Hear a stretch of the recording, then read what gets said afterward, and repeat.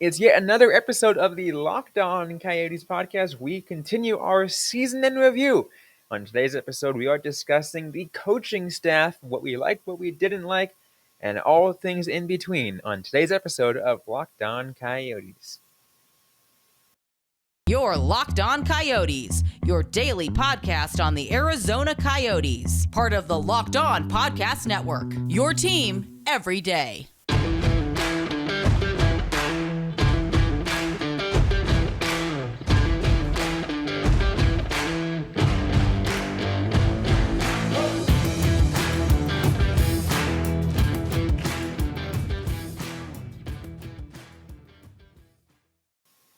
Welcome to the show, everybody. I'm Robyn Leonio. That's Carl Pavlak right beside me on today's episode of Locked On Coyotes. I want to thank everyone for making Locked On Coyotes your first listen every day. We are free and available on all platforms. It does mean we'll never, ever have a paywall for you guys to access any of our content. We got a good episode for you guys. On today's episode, we are discussing coaching, the coaching staff, on our season in review for the Arizona Coyotes 2021-2022 season. A full-on coaching review. We're going to break things down from head coach all the way down to assistant coaches and goaltending. But let's start off with the head coach, Carl, the first year NHL head coach, André Tourigny. Yep, definitely a big one.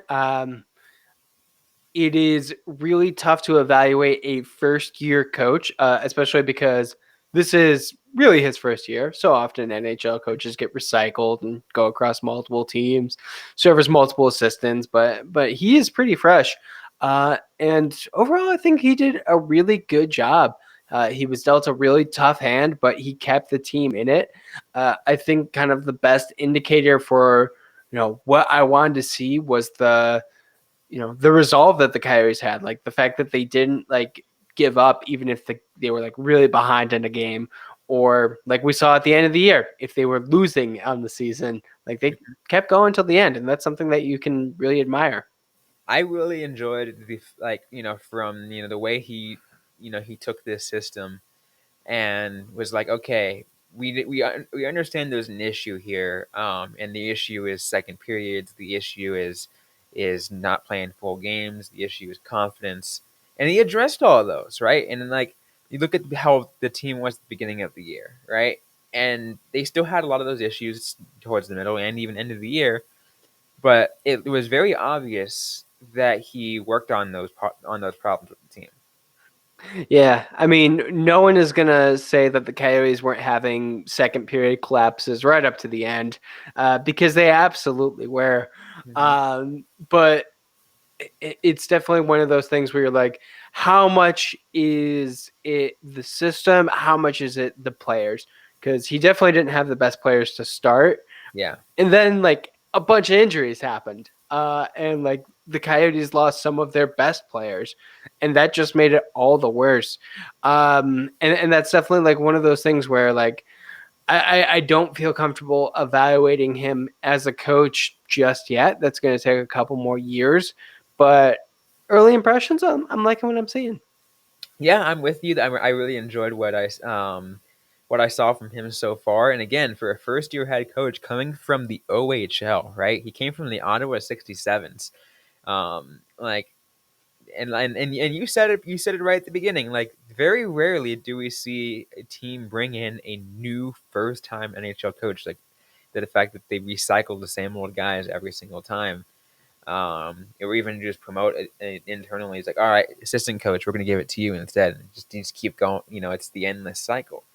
The fact that they just gave it to they gave it to him, and he started that role, and I think he did his job as best to his ability as he could for a rebuilding team. Yeah, we saw a lot of players have career years, and I think that was certainly they had a lot of motivation to do it. I don't want to give the coaching staff all the credit because the players actually have to go out there on the ice and do it.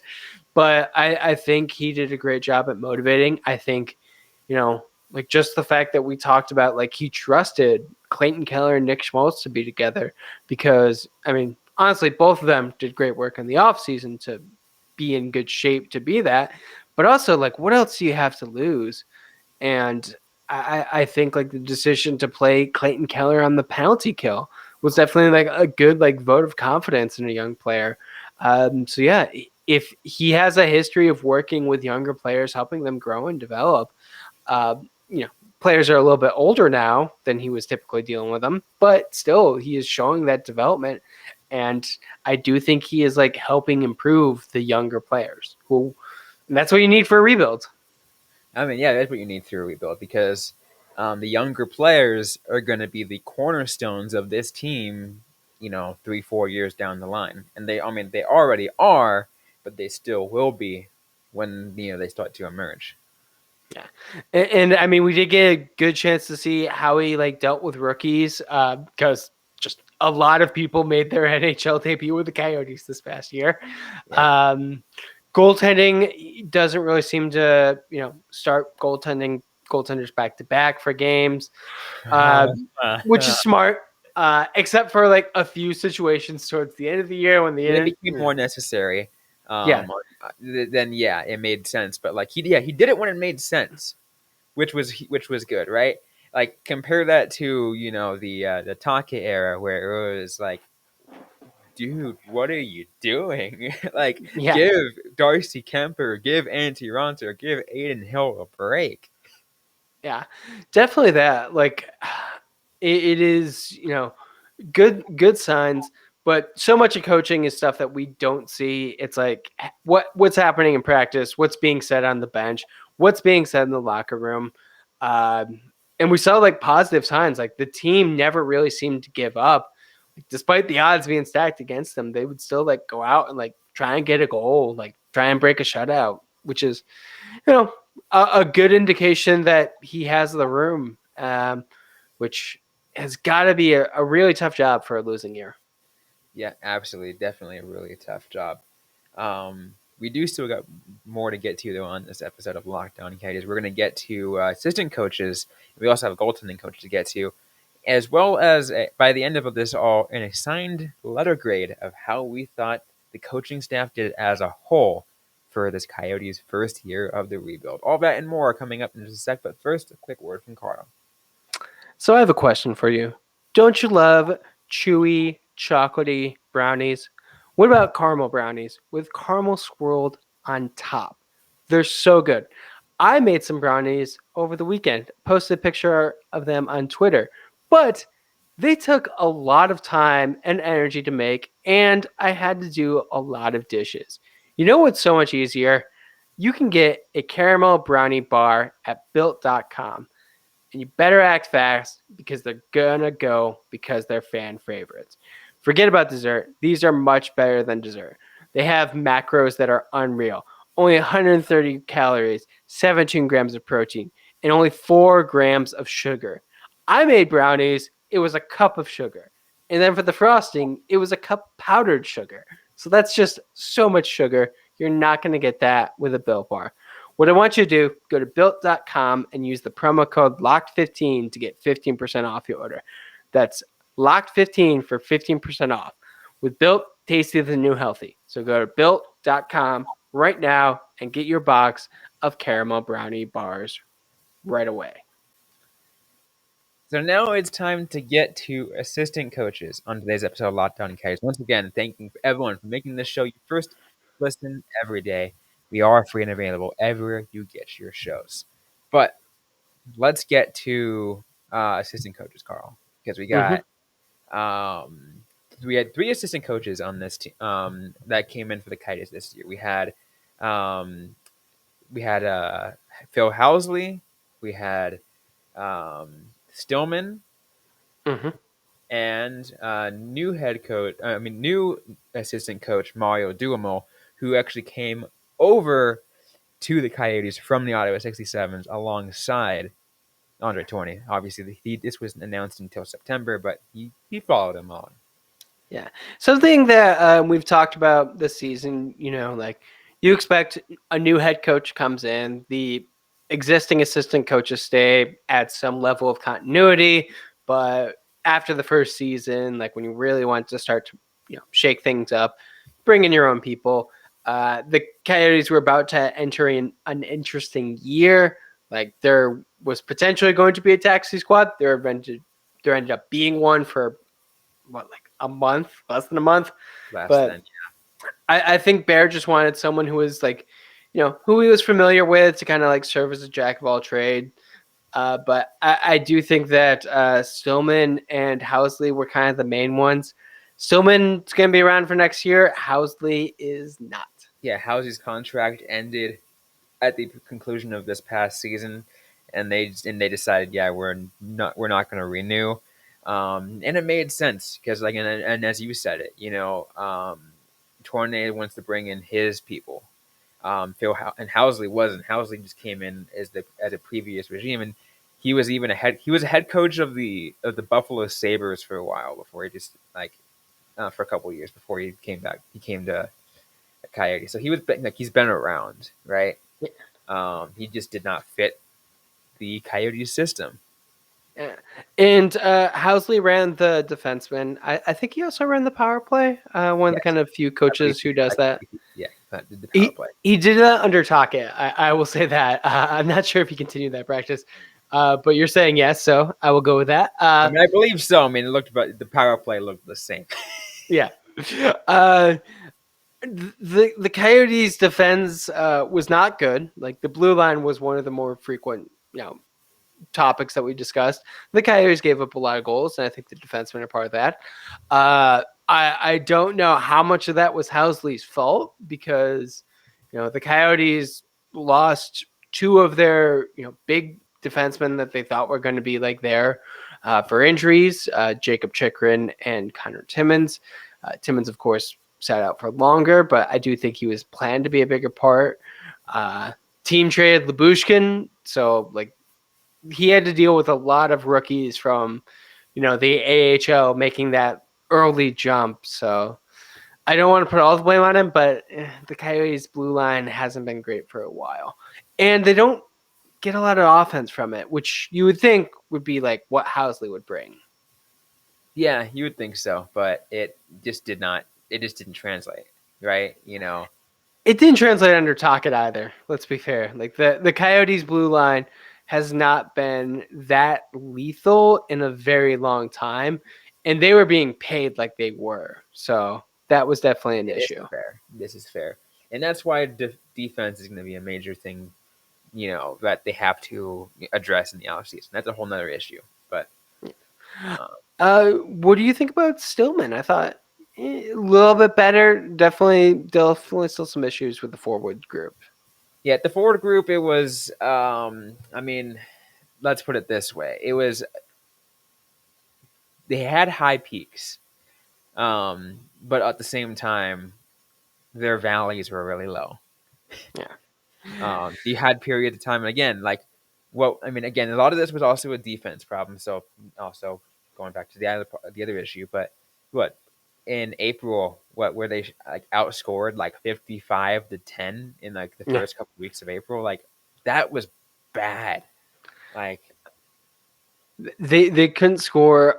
Both power play and penalty kill were bad. Like some of the worst in the league. So that was definitely an area of concern. I'm not sure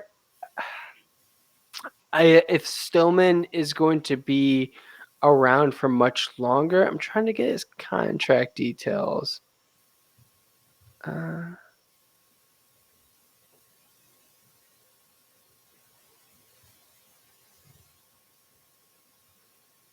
He is an OHL guy, so definitely has some experience with the younger players.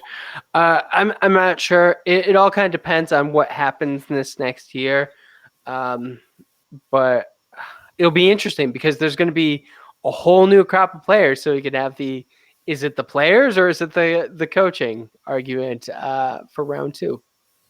Yeah, it is. There is a lot to get to that, just because it's. I mean, I think I'm trying to think. It was just a crazy year for coaching, right? I mean, and again, like we said, it's hard to really take a look at it since a lot of these guys, Stillman has been around since what, 20, right? Yep. 2020. Housley's been around for a little bit longer, right? Uh, Housley was 19.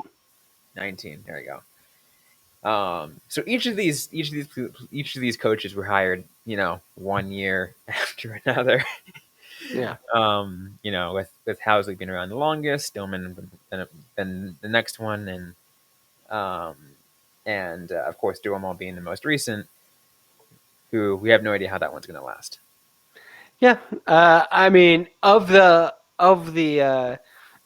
three that we're talking about for assistant coaches, I think Duhamel is going to be around for the longest. Like, he came over as that right hand Yeah, man. So unless he completely like whiffs at his job, that is kind of like the important test for a head coach. Like, can you fire your number two because they're not performing well? I do sometimes think that was a weakness for Tockett. Like, the assistant coaches probably should have gone earlier. I don't know how much of that was like the Coyotes organization being like, hey, we don't want to pay someone when they're not doing anything. So John McClain has to stick around until his contract expires. But they're definitely, sometimes that move needs to be made. absolutely. Sometimes it does need to be made, and a lot of coaches don't make that move, right? Because a lot of coaches are so stuck in having their number two alongside them any place they go. Yeah, absolutely. Um, and we like, there's so much about Bear that we don't know. Like, we've only had a season. Like, if you're asking me, like, when am I going to get like a great vibe for him, it's probably going to be like when the team starts looking good. Like, so I can kind of see him with good players.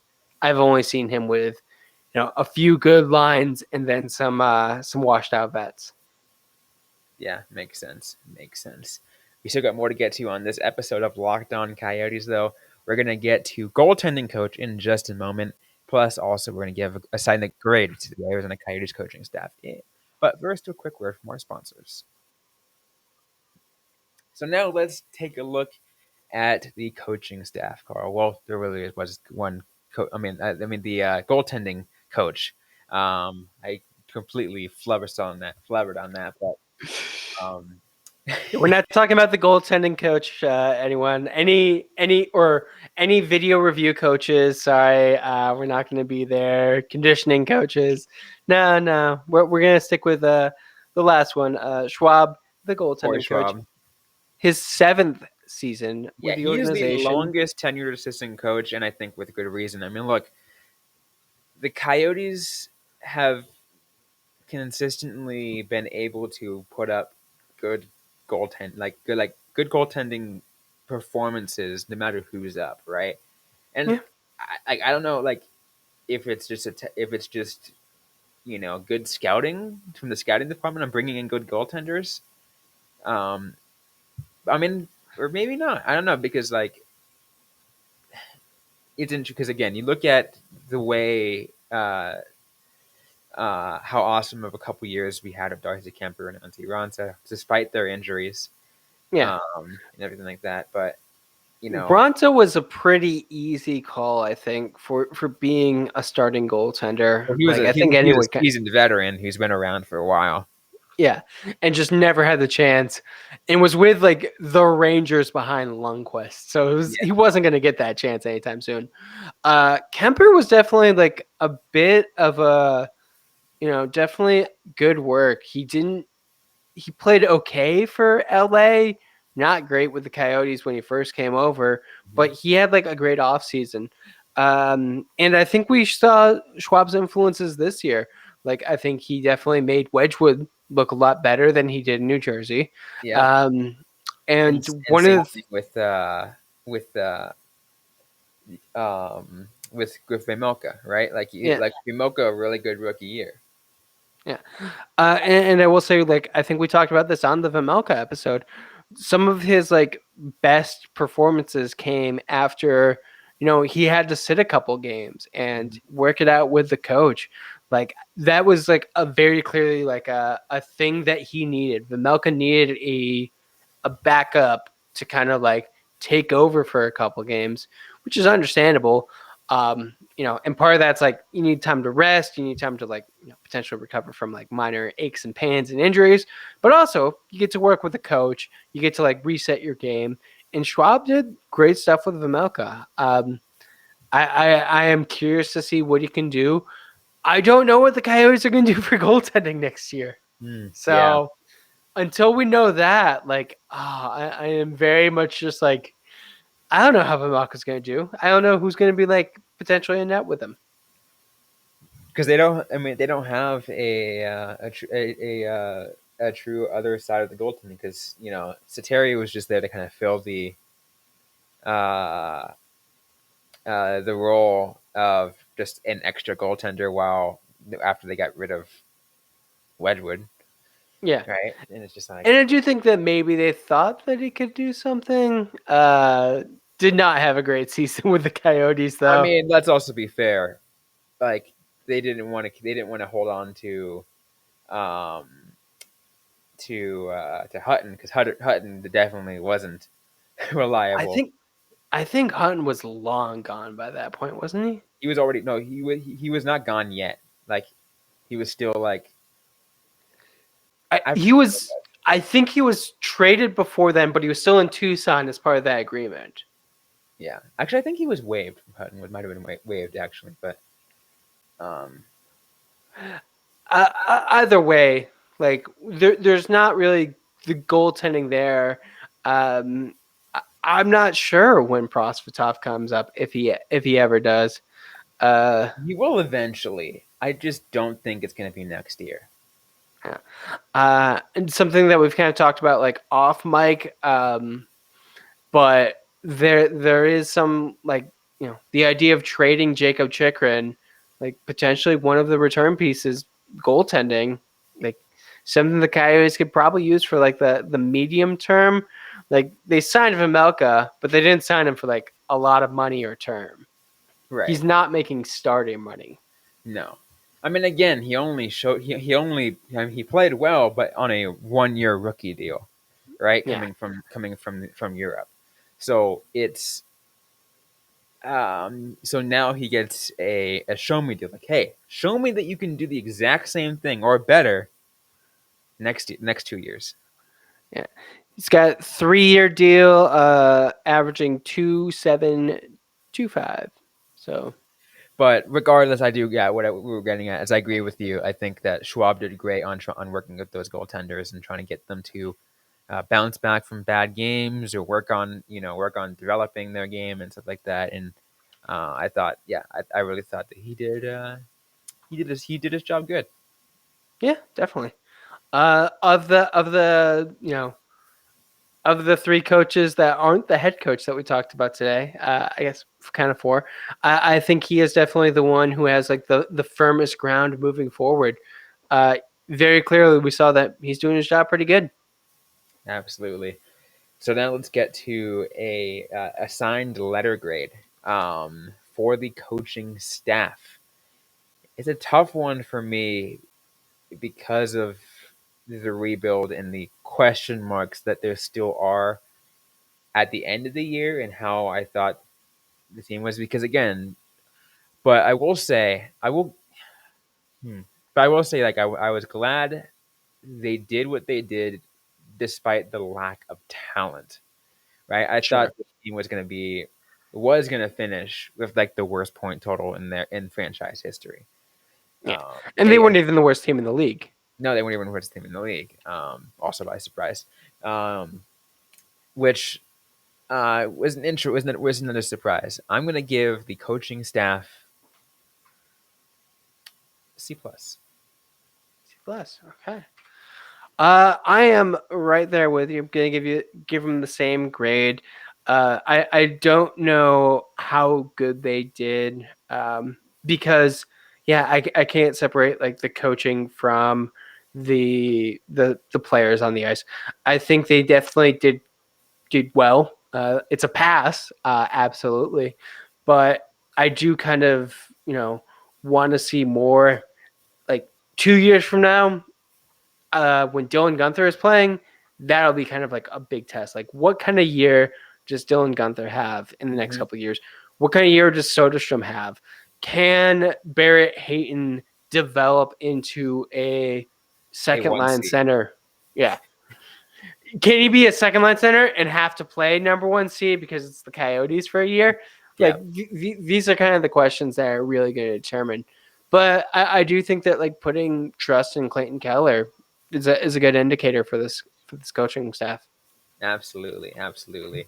So they definitely were slightly above average in expectations. Mm-hmm. Um, but again, we still need another year or two to really evaluate what this coaching staff really is. Especially because again, like uh, Tourigny still needs to bring in more of his people. Yeah. Yeah. Plus, we got to figure out what Dumal does. Because I'm Right. pretty sure that will be announced this upcoming season. I think he's going to have a more defined role, and it'll be kind of interesting to see. It will be interesting indeed. But that's going to be it for today's episode of Locked On Coyotes. If you like what you heard, don't forget to leave a review, like, comment, subscribe. If you have yet to already, we're available everywhere you get your podcasts, including on YouTube. Don't forget to interact with us on social media. We're on Facebook, facebook.com/LockedOnCoyotes, on Instagram at Locked On Coyotes, and on Twitter at LO_Coyotes. I am personally at Robyn_Leano. Carl Pavlock is Carl Pavlock FFH. Interact with us, asking the question you might have. We might answer right back or on a future episode of the Locked On Coyotes podcast. Thanks again, everyone, for listening to today's episode. Hope you guys are staying safe out there. Hope you guys are staying healthy. And don't forget to howl on.